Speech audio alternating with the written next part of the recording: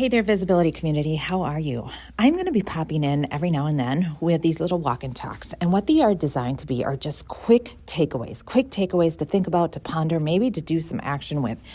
And this one has come up, and I'm going to bring these in real time, like very real time. And this one has come up with a client just recently, and I wanted to address it because no matter what stage in business you are, we're always going to be working on this, all right? So in the visibility community, I talk about my visibility blueprint, which is geared for that business owner who's been in business for a while, has success, has sales, maybe even has a team, has clients, has all the good things, but they've kind of stalled out and they're not sure why, and they're feeling stuck, all right?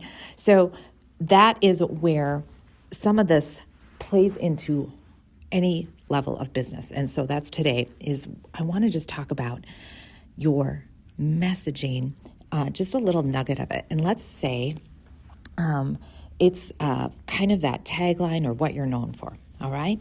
So when I am working with a business that's starting out, I will often say to them, what would you like? What do you say? How do you speak? How do you want to be messaged or pursued? So do you want to be DM? Do you want to be emailed? Do you want to be text? Okay. Well, how do you want to be? And the reason for that is because when you are first starting out, many of those clients are going to be former yous, okay? Former versions of you. Like you're going to have a lot of similar interests, right? You're going to gravitate and pull in people like you. But then as you've been in business for 5, 10, 15, 20 years, your business has evolved. It's grown, okay? And for example, I'm a dance studio. So when I started my studio, I was a young mama. Now I'm on the other spectrum, which is really, oh my gosh.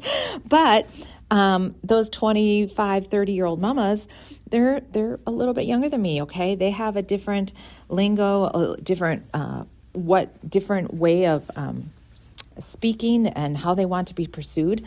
So I have to pay attention to that, all right? So what worked for me 20 years ago is not going to be the same way it works now. Now, the logic of that is overwhelming. However, I was just working with a client last week, and she is a photographer, and she wants to get into more branding and headshots because she really enjoys that because she is in a different season of life and therefore her business. And she wants to kind of shift and pivot into this genre of photography. And she's done it before. So, and she's good at it. So here we are. So we're talking and we're trying to tweak all the socials and all the platforms and Google and all the things and try to get the messaging correct. And we landed on a phrase that she uses. And I'm like, oh my gosh, that's funny. That's totally you.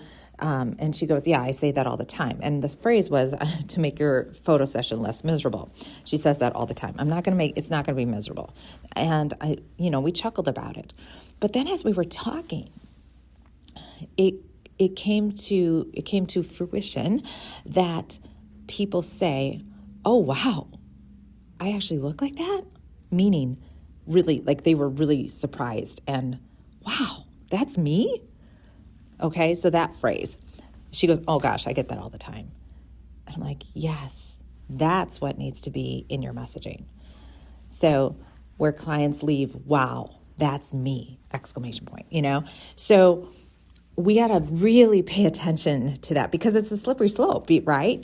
We have the way we speak, and that's what people are attracted to, but they're also attracted, and we want to reflect what they're saying. Okay, so it's not that it's not either or. Okay, so we can blend both of them in, but we would have missed that nugget if we didn't have a little bit of a conversation around it. Okay, we could have easily just left it at her line and said, okay, great.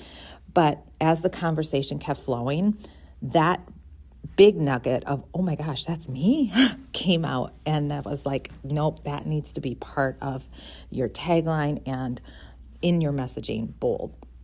Okay, so think about that. Take that example and bring it over into your business. What are things that people are saying all the time?